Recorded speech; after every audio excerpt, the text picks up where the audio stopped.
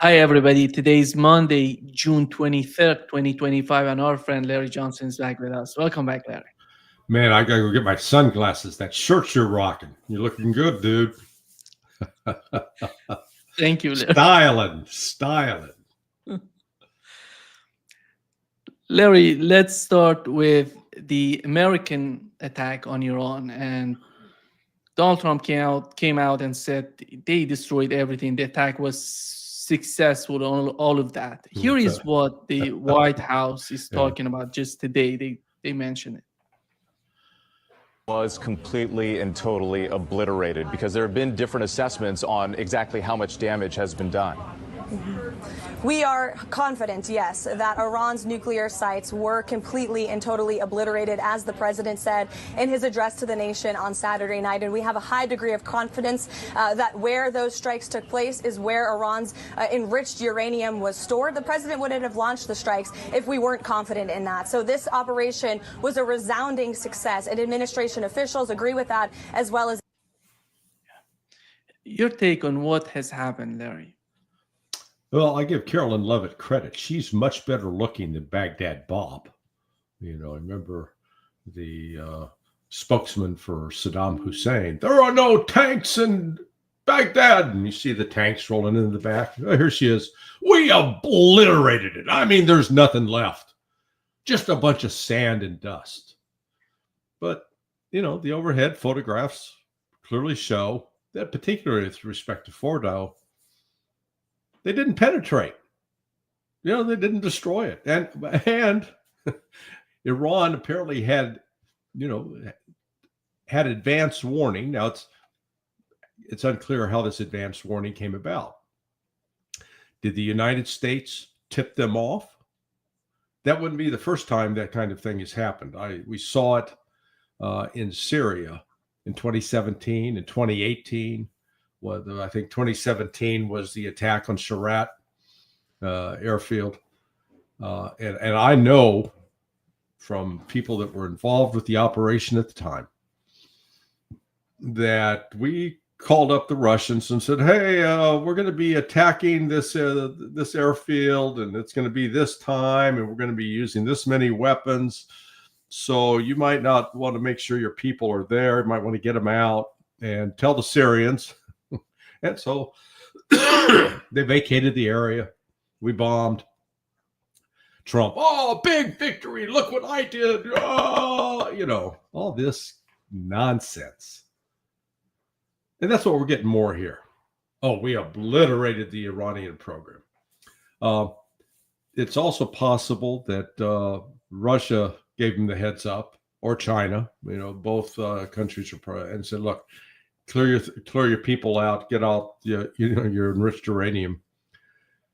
But Iran allowed those planes to hit without any effort at trying to shoot them down, even if maybe they couldn't, but even they didn't even make an attempt. So that suggests strongly to me this was sort of some staged theatrics.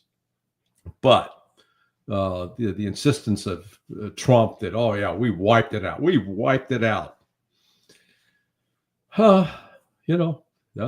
He's a liar. There's no, he's a liar. And it's not the first time he's lied and embellished and exaggerated, and everything's the best. He doesn't have the capability to actually do a nuanced assessment of anything. It's either the best or the worst, It's almost schizophrenic. I don't know if you saw my podcast with Marandi the day before the attack. He said, he literally mentioned in the talk that we did that Iran has emptied all these sites and nothing is there to be hit. Yeah. And I don't know if what has happened with Donald Trump, he's trying to, what is he trying to achieve? I cannot understand it, because if the main concern is the Iranian nuclear program and the enrichment, or that amount of 400 kilogram of uranium, enriched uranium, they didn't do anything. They didn't achieve anything. It seems that they targeted the same target that Israelis tried before, and nothing came that much. There are reports showing that even you look at the Iranian media, there've been some sort of damages being, but nothing that much Yeah. important. Although, No, this is all about regime change. That's all. And we saw it today with that ridiculous, pathetic figure, Reza Pahlavi Jr. coming out and claiming, people of Iran, rise up and follow me. Let me come back in and bring Savak. I'll put you back in prison and torture you. I don't think that message is going to resonate. The attack of Israel, this was, and it wasn't just Israel, because the United States was involved with, what took place on Friday the 13th.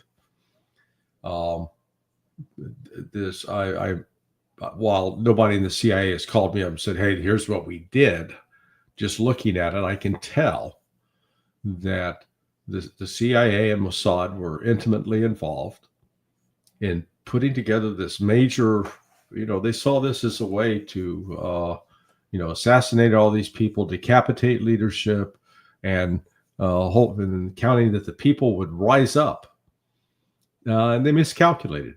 It didn't go as expected. It's had just the opposite effect. It's solidified support for the government. Now, let's be clear. The Iranian government is just, it's been pathetic on a whole host of things. One, it refused to enter into a security pact with Russia, which had they done so, it actually probably would have deterred what has taken place.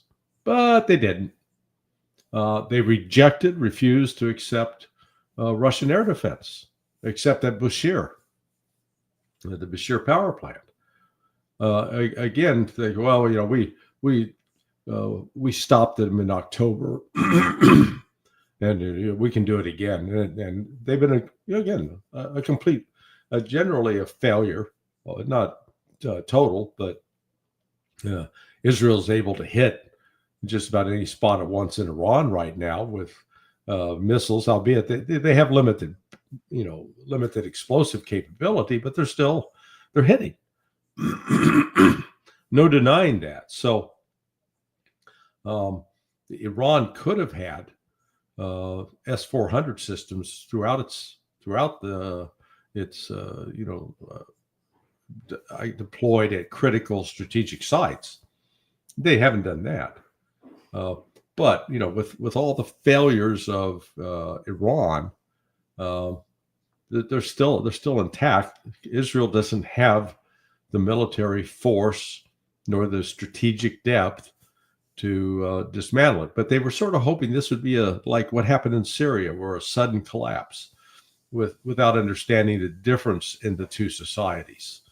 And it's been a miscalculation on the part of the West, and now they've got a problem, because Iran is not showing any signs of letting up on its retaliatory strikes against Israel. They just had, I went to bed late, but as of roughly 10 a.m.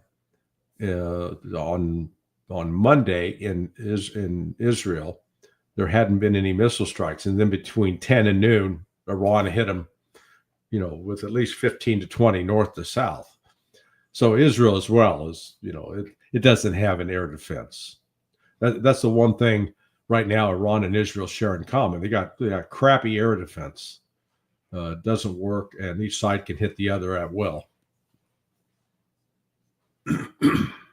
it doesn't seem to me that Iran would attack the United States. They're somehow focused on Israel because they see Israel as the final reason, as the main reason that what's going to be, considering what's going on between Iran and the West.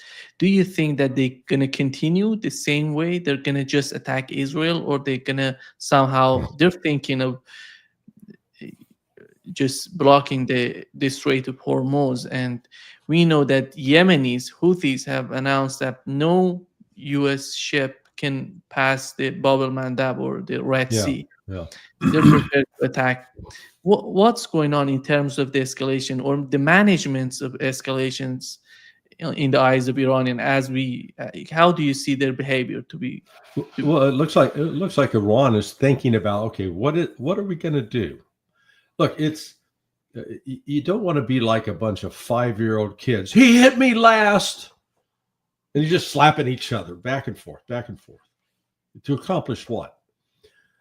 Military force it should not be used just to say, yeah, I was able to kill some people, but you killed civilians who had nothing to do with the attack on you. How does that stop any future attacks?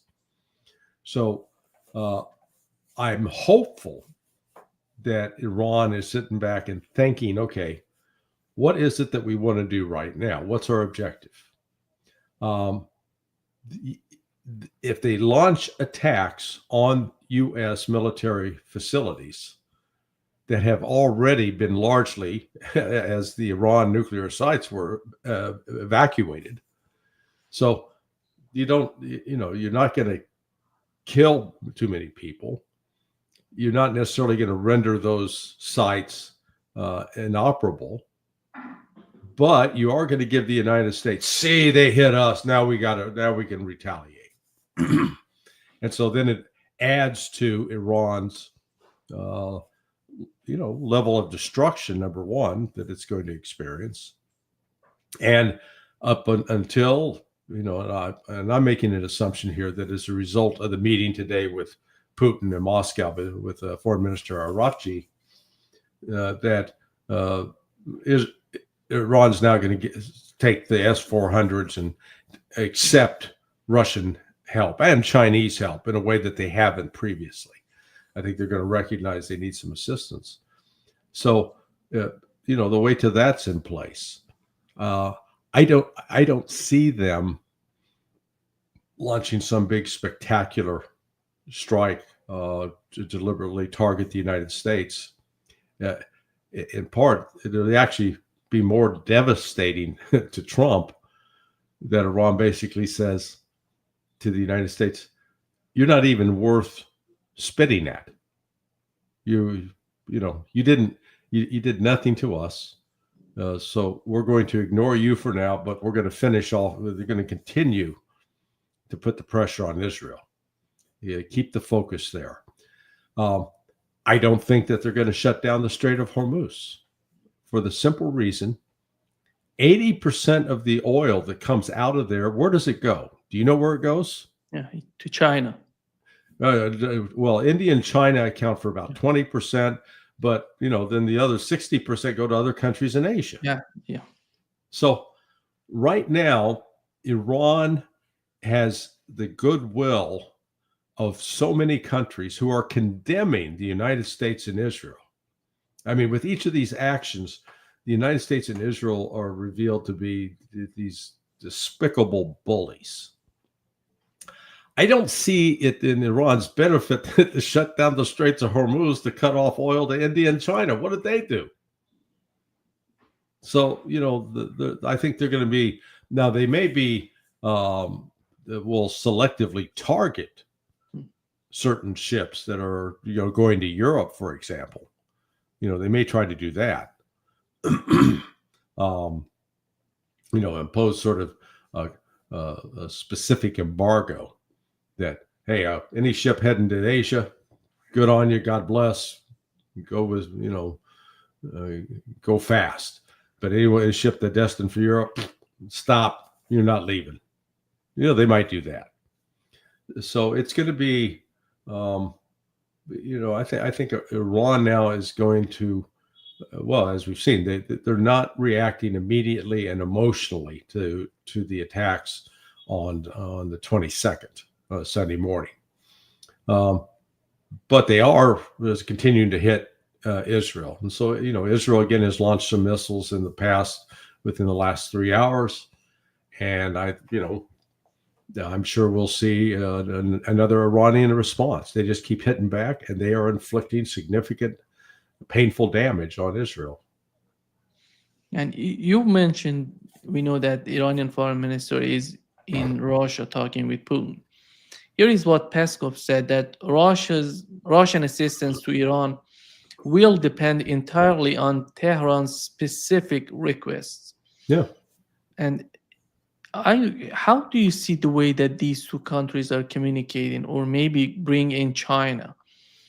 And do you feel, because previously we had Medvedev tweeting that he mentioned that the Iranian nuclear facilities were not damaged that much and no problem with that. And the other thing that he mentioned in that tweet was a number of countries are prepared to give Iran nuclear bombs. Mm-hmm. And nobody before talked about it. Just Medvedev mentioned it. Your take on what's going on in terms of the relationship, the negotiation or the talks or communications between the two countries? Well, way before you were born, back in the 60s, there was a commercial on television for Excedrin. And this mother-in-law, I guess his mother, was hectoring her adult daughter about, you got to do this and you got to do that. And at one point, the daughter with this raging headache goes, "Mother, please, I'd rather do it myself." That's been Iran, okay? Russia's offered help, China's offered help, Iran, please, we'd rather do it ourselves. And I understand the desire to be independent and stand on your own 2 feet. But there comes a time when you got to step up and recognize we're facing here a threat that we may not be able to handle on our own.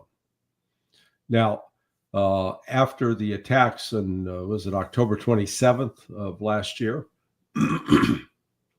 Iran's air defense appeared to have functioned pretty well.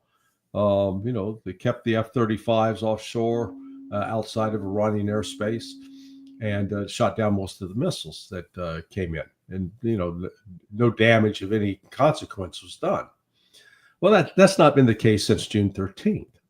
Now, despite claims that Iranian planes or Israeli planes are overflying Iran at will, that we haven't seen really any video evidence to substantiate that, but they are able to get up to the territorial limits of Iran and fire missiles that are hitting targets throughout, up and down, north to south. Iran's got to do something to stop that. Okay? And the best way to stop it is with the help of Russia and with China. Now, the Chinese, they put the 2 intelligence collection vessels into the Persian Gulf, which is, I would argue, is another reason why I doubt that Iran's going to start mining the Straits of Hormuz to bottle up everybody that's in there, because, the Chinese want to be free to leave when they want to. And Iran certainly doesn't want to run the risk of damaging the Chinese vessels. So Iran's in a position now where it needs to ask for help. And it doesn't need help in launching missiles. It doesn't need help in, it's doing a good job of targeting. But it does need help in really eliminating the threat of Israeli missiles that continue to hit targets in Iran. Larry, here is what Matt Gaetz said about the way that the Trump administration is dealing with Iran. Kick their regime change habit with Iraq or Libya or Syria, it seems they need another fix. But Matt, this isn't a regime change war. It's about Iran's nuclear program. I wish that were true, but it's not. Congresswoman Marjorie Taylor Greene opined that maybe Netanyahu is so feisty about regime change in Iran because he was facing regime change in Israel. It's not being reported enough that on Thursday, they held a vote in the Knesset, and it was only by 2 votes that Netanyahu won. If he had lost, they would have had another election in Israel, and the polling shows that he would lose if an election were to occur today. Yeah, you see how the situation in Israel is somehow putting pressure on Donald Trump maybe to do something in Iran in order to change what's going on in Israel to the position of Netanyahu. Well, before we go to that, let's just talk about Matt Gaetz for a moment. We now know that Susie Wiles, I believe, is Jewish and an ardent Zionist. And she's been a major force in keeping people like with Matt Gaetz' views out of government. Okay. But, you know, when you go back and look at the Trump decision to appoint or nominate Gaetz to be Attorney General, I think that was deliberate because it got him out of Congress because he had been a thorn in the side of the Zionists in Congress. You know, he would have been there with arm in arm with Matt Gaetz, with Thomas Massie right now, if he'd stayed in Congress. I think they knew he would not win. They knew he would not be able to secure the nomination, but that's why they got him out. Wow. And now he's on television free to speak his mind, but he's not in a political position as he was. So I just, just putting that as background. So this is the timing of this may have been linked to, Netanyahu's political dilemma and the effort to stave off pressures to throw him out. So we got lots of moving circles and wheels here. This is first and foremost to produce regime change in Iran, but it also heightens, Netanyahu, as long as he can keep Israel in a state of war, perpetual war, he can stay in power. And so, it is, this is not a simple matter of, we've got to stop Iran from enriching uranium. Because, I would argue this has actually had the exact opposite effect. It has strengthened the position of the hardliners in Iran that we need to build a bomb. If we had a bomb, they wouldn't be doing this to us. And, someone said, it's going to take Iran a while to figure out how to configure a ballistic missile to carry it. I said, I don't know who said that, but I don't think that's the case. I think Iran's got a lot of expertise in building warheads and being able to put a nuclear warhead on top of one of those platforms that they already have in place. Should not be too difficult. The North Koreans have done it. And I would guess that there is collaboration or communication going on between North Korea and Iran. So now Russia doesn't want to see the proliferation take place, but let's step back and look at this from Iran's perspective. They did today announce, took action in their legislature to withdraw from the IAEA. Iran's participation in the International Atomic Energy Association was a platform used by CIA and MI6 to spy on Iran's nuclear program. And I would bet that the Stuxnet virus that got introduced way back when got introduced via IAEA channels. I'd bet a lot of money on that. So now Iran's going to join the status of Israel, who has never allowed IAEA inspectors. And they're going to, I think Iran's going to withdraw from the Non-Proliferation Treaty. Because from its standpoint, it says, look, we did IAEA, we signed the NPT, and what has it bought us? You, the West, making up lies about us, creating, that report that was issued 2 weeks ago by IAEA claiming all these violations by Iran that had taken place 20 years ago. It was completely staged in order to help shape this public narrative to justify the attacks on Iran. And so Iran's just got to say, we're no longer participating in that system. Now, that will be one further item for future negotiation if they actually, if they actually go that route. Excuse me for a second. I just need to come here. There you go. Getting a call that I had to tell the person I have to call you later. Sorry. Yeah. But so if the effort of the West was genuinely to, well, we want to stop Iran from enriching uranium, good luck with that, guys. You've just created the alternative. So this is, and you and I talked about this before, and I've written about it. I call this Saddam Hussein 2. Just as in 2002, there was this drumbeat of propaganda about Saddam Hussein and weapons of mass destruction. And that was used to justify an unnecessary war. That war was not about weapons of mass destruction. It was about taking control of Iraq and getting oil for Israel. Real simple. And this again is on the Israel First agenda. And unfortunately, I think for the West, they're going to fail.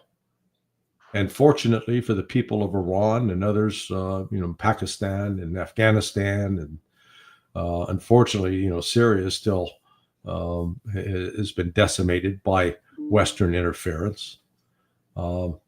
And that maybe they can break free of this Western hegemon. I think if Iran's smart, they need to think of Gaddafi in Libya, what has happened to him. And look at what you've mentioned, IAEA and NPT. Literally all of these sanctions, you look at the history of sanctions on Iran, they're mostly based on the reports from IAEA, because Iran is doing this, doing that, and let's impose sanctions on Iran. I don't know any sort of benefit coming out of these communications, these channels that between Iran, the international community, international organization. Right as we talk, there are a lot of people discussing what's going on with the IAEA and NPT. They don't want to be. What is the benefit for Iran?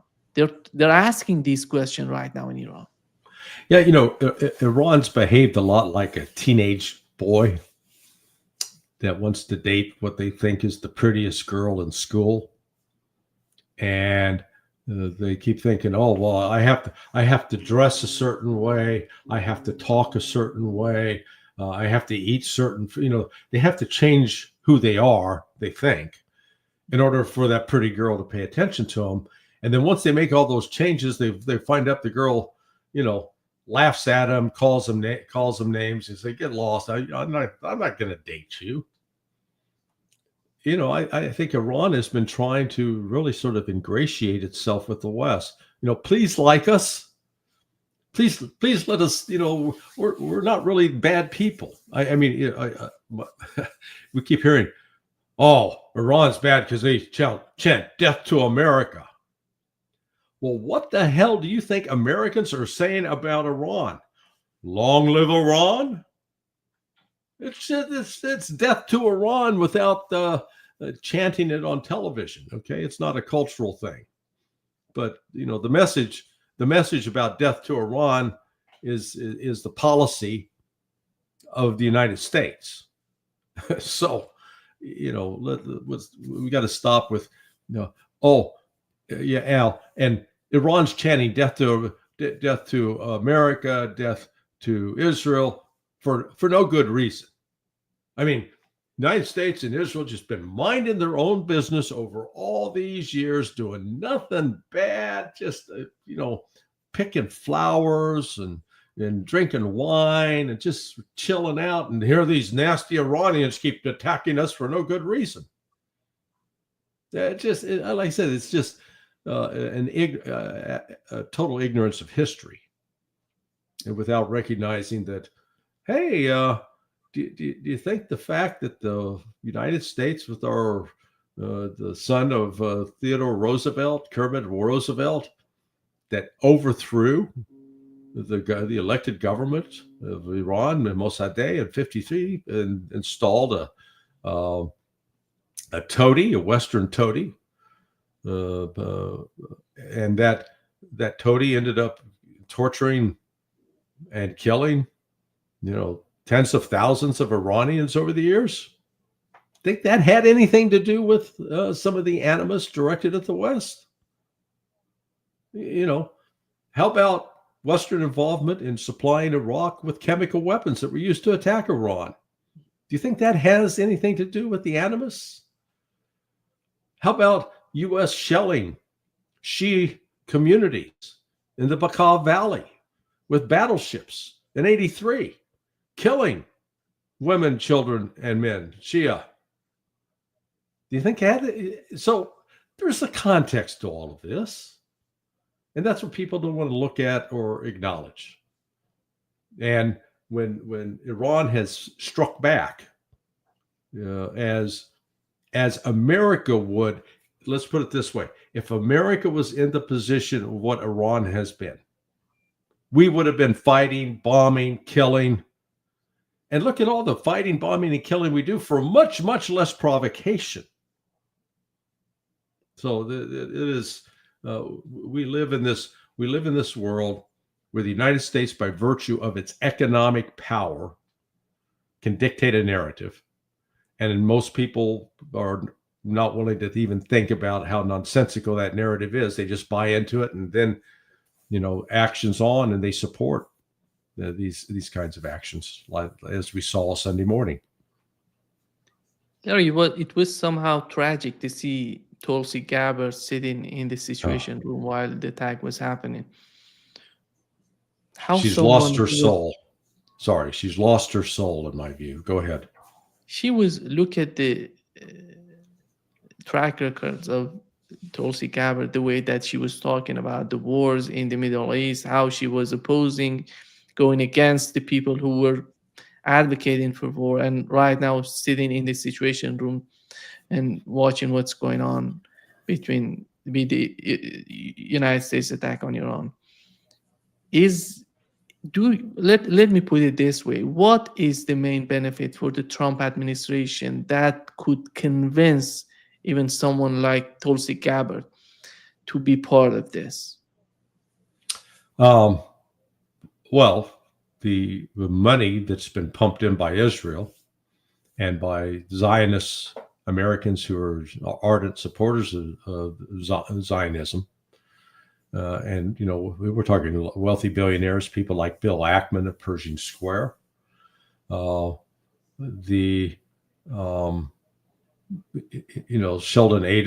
Adelson's widow, I think it's Miriam, is pumped in reportedly, $50 million, $100 million, who knows how much money. That's part of it. But, it'd be one thing if Tulsi was standing up and speaking courageously. But she's not doing that. She's folded. And part of the reason she's folded, she is inexperienced in this whole intelligence world. So Israel's been pumping intelligence from Mossad sources, and you may find this difficult to believe, but even within CIA, there's a tendency among some operations officers to think, "Oh man, those Israelis are really good. Why? How are they so good?" Well, they tell us they're good, so they keep telling, "Man, we are the best. We have the best intelligence." They do it with the accent, and it's just they're insufferable from my contact with them. And the Americans buy into that, and so now Israel's pumping in all this intelligence. Yes, you don't have the sources we do, and they get to say, "See, we look at all these assassinations we've carried out in Iran. See, we got these great sources," and nobody's willing to do the critical thinking.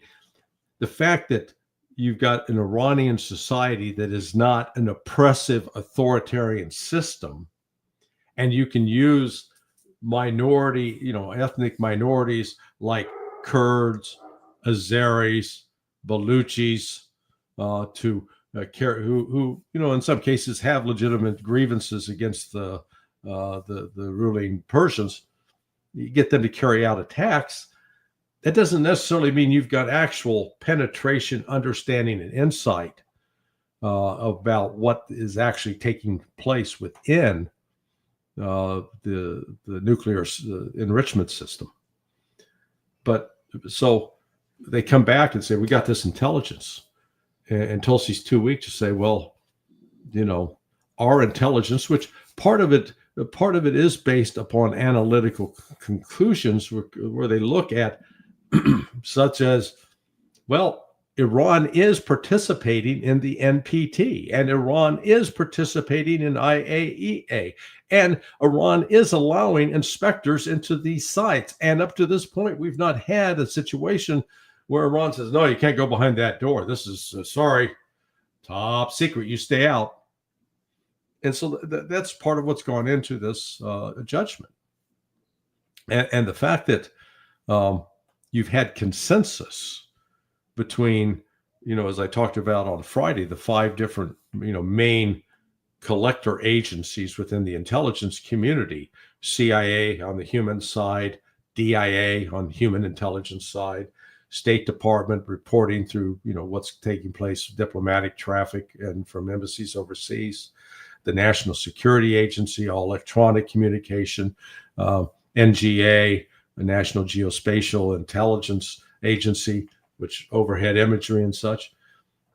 I have been in, with far less important issues, but put in a coordination process. And it's not a simple matter getting other agencies to agree with you. I mean, they've got people that, type A personalities and strongly held beliefs. So the fact that the U.S. intelligence community has reached that conclusion and not willing, they've recognized that Israel's selling, they're selling a product that they want, that serves their interests. And there's always, you accept these Israeli reports with a real grain of salt. And it's a polite way of saying you discount them completely because they're usually lying, or they're telling you what you want to hear, what they want you to hear, so you'll do what they want. And because there are a number of other indicators you would expect to see take place if Iran was in fact enriching to develop a bomb. And then you got Bibi Netanyahu's repeated, crying nuke for the last, 40 years. Oh, they're going to have it next week. They're going to have it next month. And it never comes to pass. So when you put all that together, Tulsi should have stood behind this. She folded like a cheap tent in a hurricane. It's sad to see. And so she just wants to hang on to the job, it looks like. So, she likes being called, I'm the director of national intelligence. Hey, it's setting her up financially. She plays along, and she plays the game and doesn't rock the boat. She'll make out financially. And unfortunately, I think that's what's going on. Wall Street Journal reported that the United States has asked Arab nations to send a message to Iran that Israel wants the war to end soon. How do you feel that Iran would let this war end, or they would be interested in continuing the war and damaging more Israel? Because I don't see. Do you feel that the United States would again attack Iran if Yes. the war continues? Oh yeah, absolutely. And that's why I'm hoping that Arakchi got a deal, asked Putin, Mr. President, we're sorry for being, such,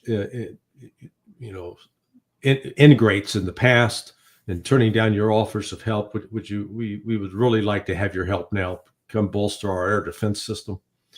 So the next time the United States tries to attack us, we can blow them out of the air. And we can shut down these Israeli missiles that are attacking us. I personally think, I hope that Iran continues to decimate, shut down Ben Gurion Airport so that they can't fly out, shut down the ports at Haifa, as well as there's another one, I forget the name of it, that's on the Mediterranean coast. And then Eliat down in the south, shut that down. Shiban, Huh? something like that. Yeah, Shiban. but shut them down, destroy their electrical grid, and destroy Dimona, destroy their nuclear sites. From a military standpoint, that you do that to Israel's going to be hard pressed to continue fighting a war. And then, Israel doesn't need to go to Arabs to say, "Oh, would you go talk to the Iranians for us?" The Iranians say, "Hey, you got our phone number." People forget that back in 1980 and 81, Iran and Israel were actually dealing with each other quite a bit. It went all the way up through the Iran-Contra scandal in 1985, 86. So, Iran and Israel, they got contacts. They got people that have, dealt with each other before. And so this is a sign, I would argue, that Iran strikes are being effective. They need to keep the Israelis, in my view, in a continued state of terror. The Israeli public needs to experience just a portion of what they've inflicted on the Palestinians. And the more Israel is preoccupied with trying to fend off the Iranian missiles, and I looked up, because Israel uses Arrow 2, Arrow 3 missiles. And I wondered, how many are they producing? Initially, I thought those were produced in the United States. I was mistaken. U.S. produces a lot of the components, but it's assembled in Israel. And they reportedly make about 50 a year. And each missile costs, about $3 million. Well, when they fire at an incoming Iranian ballistic missile, they're firing sometimes 2, sometimes 10. So, just do the math over a course of a week. They could fire 300-400 Arrow missiles. Ooh, you're running down your stockpile. And they can't make, it's not like they can start cranking them out. Say, hey, we want to make 200 a week. Can't do it. And the other part is some of the, I was told, I haven't confirmed it, but that some of the Iranian ballistic missiles are made for as cheaply as $250,000 up to $500,000. So, Iran spends $500,000 sending a missile, and then here's Israel spending $12 million to shoot that missile down, or try to, and in many cases failing to do so. So, these economics are going to build up and create more pressure on Israel than they will on Iran. So I think, Iran, I think Iran understands that and is able to, continue the war in that regard, and not get distracted, not, try, okay, yeah, let's go fight the United States too. Yeah, that may be what the U.S. actually wants. Yeah, go ahead, attack us so we can then rally our people so we can now get ourselves involved with another needless war. I'm not saying that the U.S. would necessarily defeat Iran, but it would divert some of Iran's resources and focus in a time when stay focused on Israel. To just destroy the Zionist madness, make it so that reasonable people come back into power in Israel, and that you can actually have a negotiated settlement that the interests of Iran and the interests of the Palestinian people will all be protected. There's a way. I think there's a way to do that, at least militarily. I think the only way that they may change the mindset of these people who are supporting Netanyahu and his actions throughout the Middle East would be this sort of war of attrition. That may change their mind, because they're not going to sit there and enjoy their life while they're destroying Gazans, while they're destroying everything in Palestine, in the West Bank. This war of attrition is something new to the Israeli society, Larry. We have to consider that they didn't see this before. And new conditions, they're leaving, many of these people are leaving Israel to go to Cyprus, I don't know, some other places to just everything calms down and everything gets more calm in Israel. But if the war of attrition continues, that would bring the pain to the society. Oh, yeah. How is that going to influence the policymakers in Israel if the war continues, this sort of war of attrition? No, it's going to build enormous political pressure to bring an end to it. The Israeli citizens are, have been spending basically most of the last now 9 days in bomb shelters. When they climb into bed at night, they're not getting to say, "Oh boy, we're going to have a relaxed sleep." You're constantly, "Oh my God!" We hear a siren, and then we got to run to the bomb shelter, and they're seeing, Israel's never been hit like this, and that was a point I made even before it started, saying that if Iran follows through on this, Israel's going to experience a level of destruction, physical destruction, and casualties that they've never, ever, ever experienced in any of the prior wars, even including this, 6-Day War and the Yom Kippur War. It's just, they're now taking it on the chin. And by virtue of this kind of suffering, it's gonna bring political pressure.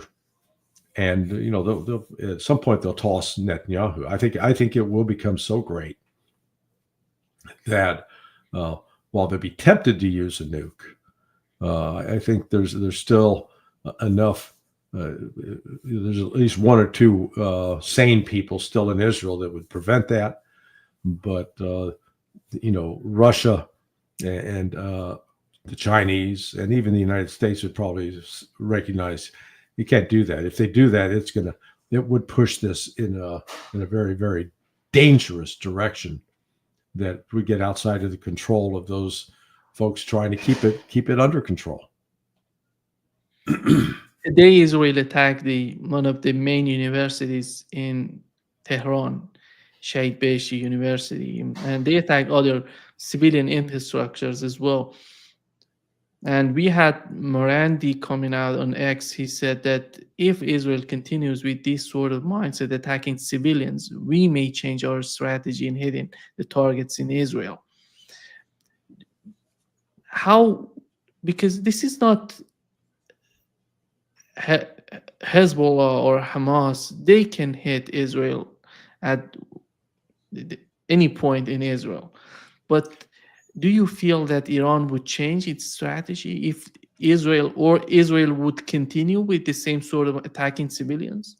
Well, I mean, look, Israel attacking civilians. We've got 23 months of evidence of in Gaza and in West Bank and in Damascus and in Beirut. So that's what these despicable Zionists do. I think Iran, I understand the emotion. I mean, when you get hit like that, you want to react emotionally and then anger, well, you punch me, I'm going to punch you. I think Iran's approach it's much better to focus on destroy the economic infrastructure of Israel,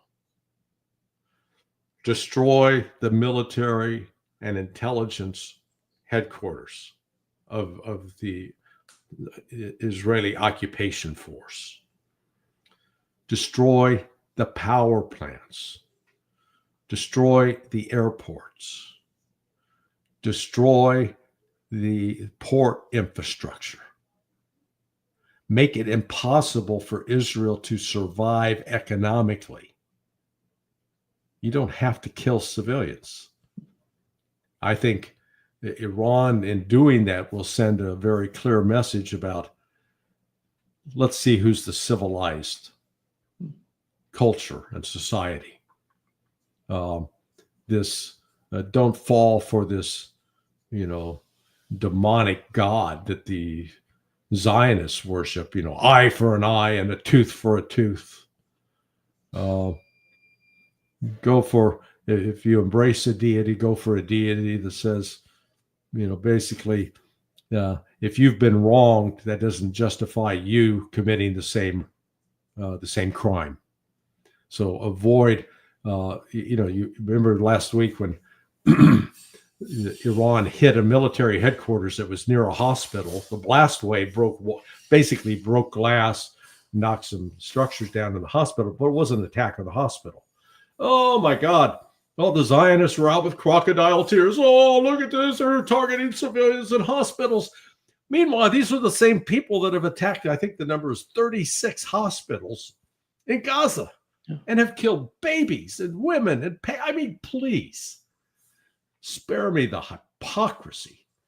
But I think that's just a reminder that it doesn't serve Iran's interests to attack hospitals, to attack churches. Synagogues. Go after the research centers, go after the infrastructure, just keep blowing that up. And there's going to come a point where Israel will not be able to, continue to exist as they have. So that would be my recommendation, but nobody's calling me up and asking me. I think that's so logic. And from what I'm hearing from Iran, their main goal is the same as you've mentioned. They want to hit Israel strategically in the way that works for them in a long run, not in a short term, and making these huge backfires from the international community. They don't need to do that. They don't need to go. Why these civilians? They didn't. You don't have any reason to hit civilians. I don't see that. Well, I think that was the other point that Professor Morandi was making with you yesterday when you had an excellent chat with Sayed and with Pepe, our buddy, that the level of international support, the outpouring of support that's coming to Iran now is unprecedented. You go back 10 years ago when JCPOA was being negotiated, and Iran was really isolated significantly on a diplomatic front, economic front, military front, etc. That's not the case now. And I think Iran has got a real opportunity where it can really fight this war. Normally, it's very difficult to win a war with just an air campaign or just with missiles. But I think actually Israel, by virtue of its small size, that Iran can take out, make sure that nobody's flying out of the country because the airport's shut down. The food and critical supplies are not really coming in the volume because the ports are shut down. All of a sudden, how does a country like Israel survive? Because it's not like they're sitting on, loads of natural resources. Then, disrupt the power, take the power out and destroy their nuclear enrichment sites, which are, Iran can certainly prevent them from operating as normal. That's how Iran wins this. And you don't have to kill civilians. I think minimizing, that's one of the other, if you look at the number of missiles and ballistic missiles, cruise missiles, drones attacks that Iran has launched, they've actually killed very, very few Israelis, and I think that is a deliberate strategy on the part of Iran, and I applaud them for it. Larry, before wrapping up this session, how do you see these sort of reactions from those people who voted for Donald Trump in the United States? Because in the Situation Room, if you look at what's going, he was "Make America Great Again," and he started a new conflict in the Middle East. He attacked Iran, something that hasn't happened before. And how is that going to resonate, this sort of America first and attacking Iran? How is that going to resonate with the people, the base? I would estimate probably, among the MAGA base, 10, maybe 15% of that base right now is outraged and is turned against Trump.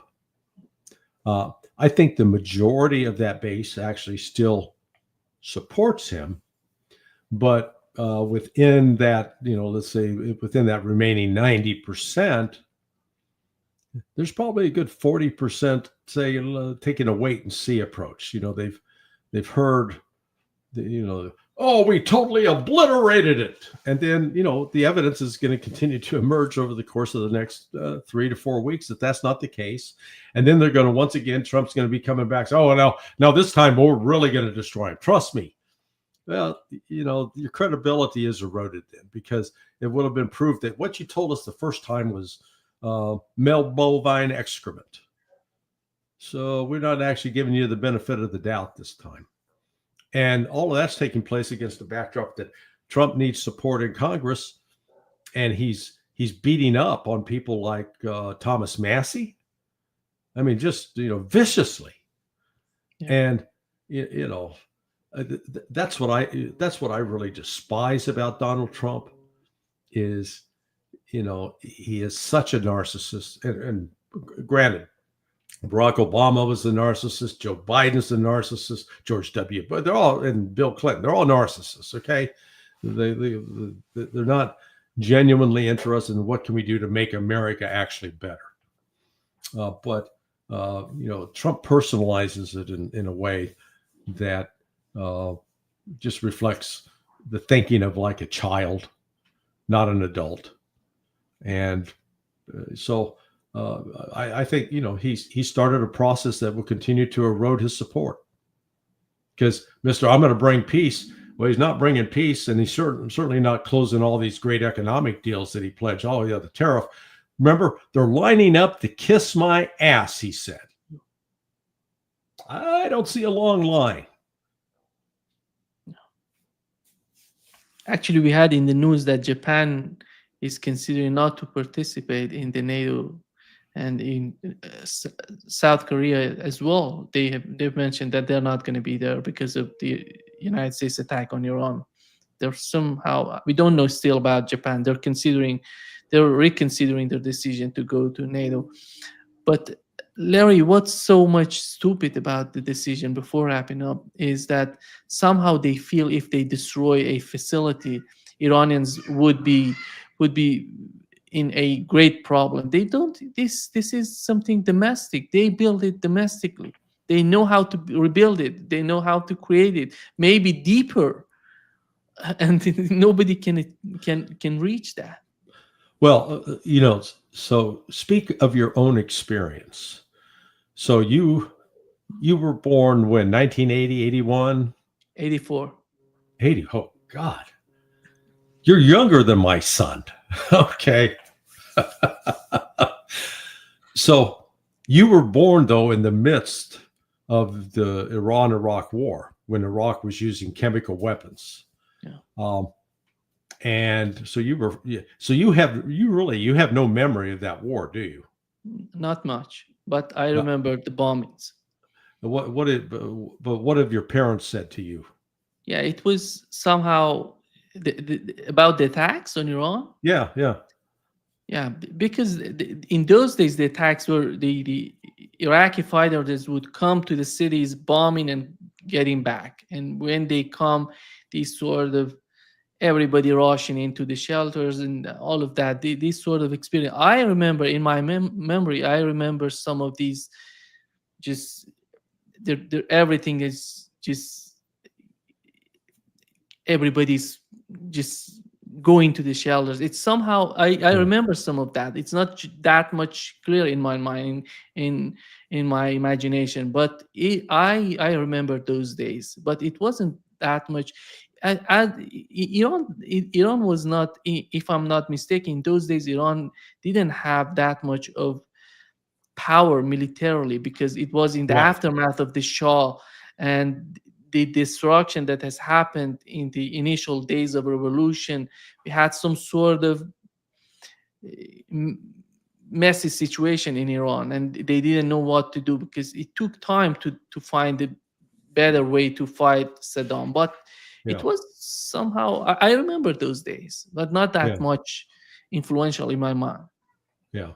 Well, my point is, Iran has been through the suffering and consequences of war before, and that was actually the loss of life that took place in that was far, far greater than what Iran is experiencing right now.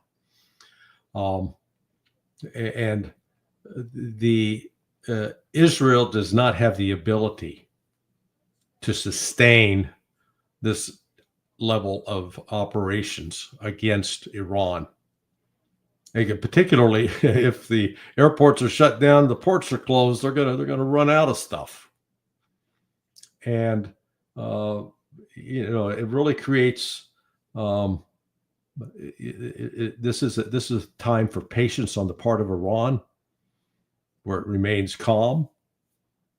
It has some humility to ask for assistance from Russia and China, because Russia, China, Pakistan, there's a whole host of countries lined up willing to help, because they're sick and tired of the United States bullying, and the United States thinking it can attack and kill whoever it wants with no consequences. The world has grown tired of it, and I think they see now as a time for Iran to help send a message that United States, you need to stop. You need to stop. Yeah. Thank you so much, Larry, for being with us today. Great pleasure as always. I am irritated with you. I can't tell you how angry I am. You wore a better shirt than me. By God, what an insult. No, it looks great, man. You ought to consider that as part of a new look for you. Anyway, we'll see. We'll have, I'm sure, more to talk about come Friday. Yeah, exactly. Well, thank you for thinking that I'm worth talking to. Thank you so much, Larry. All right, my friend. See you soon. Bye-bye. Bye-bye.